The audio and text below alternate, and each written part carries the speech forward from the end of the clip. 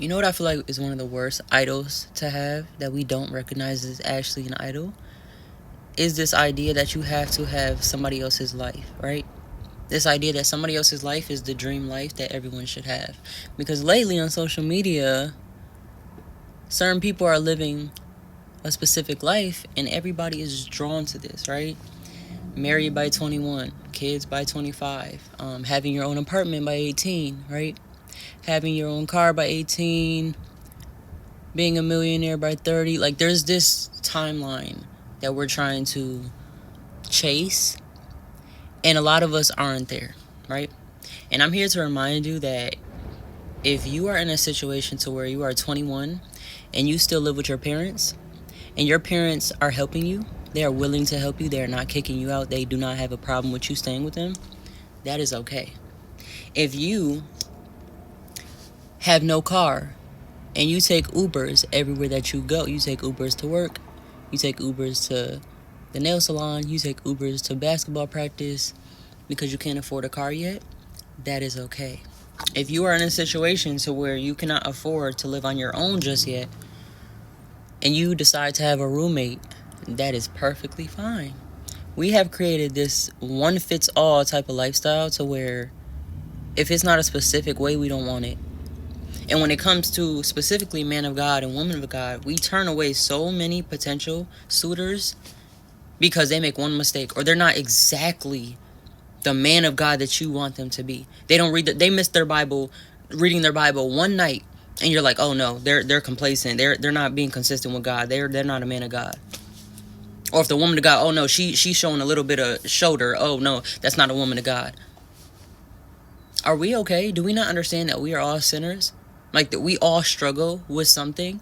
You're going to turn away somebody that's struggling with sin because you want the man of God that is in the church. When he's not even a man of God, he just has the title of a man of God. He's drinking, smoking every single night. He's committing blasphemy, but he's in the church. And he's called a pastor kid, so now he's a man of God. But the person that's actually trying, bending on their knees every night, asking God for help, but he's struggling with sin, you turn away that man. Same for women. You turn away the woman. Oh no, she got a little skin showing. She has friends that are sinful. I can't marry that woman. But you want the woman that's a pastor's kid, that has sex with everybody every single night, that goes to bars every single night, 2 a.m., that commits adultery, that continues to sin and says, I don't know if I want to be with God. I don't know if I worship God. I just go to church because my dad told me to. You want that one because she's in the church? We have to stop thinking like that. We have to stop thinking that if the man... Do y'all realize we've created this idea that I'm going to marry a man that is a provider, a protector. He is a leader. Do you understand some men aren't raised up to be that? They have to become that.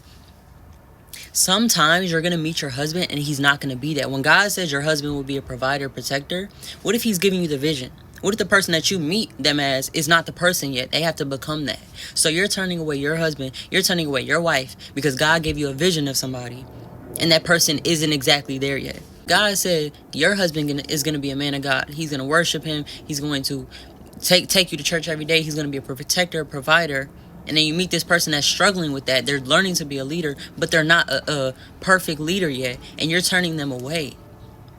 The same way that you have to work on being submissive, I'm talking to the woman. The same way that you have to learn to be submissive, to learn to shut your mouth as a woman sometimes, to learn to not have an attitude all the time, that man has to also learn. And same vice versa. Just how you, talking to men, have to learn to be a protector, learn to be a provider, learn to not yell at your woman, is the same way she has to learn to be submissive. Maybe she was raised around women that had man duties, right? Women that were single mothers that did not have a man around, and she doesn't know how to be in her feminine. Maybe she has to learn that. And you're turning away your wife because she's not 100% feminine and she's learning. Do you understand that social media has us blinded and is pushing away the man of God and the woman of God that's for us, or pushing away the lifestyle that God is handing to you? Maybe God is telling your mother, putting it in her spirit to help you out. But you're saying, I don't want no help. I'll be independent because this lifestyle that I created, I need to move out by 21. I need to have my kids by 25. I need that lifestyle. God is saying, here, I'm trying to give you help. You understand, help is not a bad thing. It's not. So I don't know who needs that reminder, but whatever your situation is, if you're not being pushed to go elsewhere, if you don't feel this urge that you need to do more, if you actually feel like this is what God is calling you to do and it's helping you, stay in that situation for as long as you need to. You don't have to keep chasing the next big thing. Yes, as long as you are trying to be a better version of yourself, that is perfectly fine. But just because you don't have that apartment yet, just because you don't have that car yet, just because you don't have that number of money yet, just because you don't have those kids yet, doesn't mean that you are failing because other people have it. Do you understand that? We got women thinking that they're not enough because they're not a traditional woman. They're not cooking in the household because they don't know how to cook. It's okay if you've never been taught how to cook. You have to learn those things. When God says you will be a woman of God, you will be a traditional wife, he's telling you your future. He's not saying that's you right now. So again, don't know who needed that reminder, but you are doing perfectly fine in your situation if you don't feel an urge from God to go elsewhere. If you are in a situation and it is helping you and it's not what everybody else is doing, stop being hard on yourself. It's okay. Slow down. Respect everything that's going around. Accept it, right? Because this is something that God might be trying to give to you, and it's not this idea of what you thought it would be. And love where you are. Do not be hard on yourself. You don't have to be like everybody else, and stop idolizing other people's lifestyle.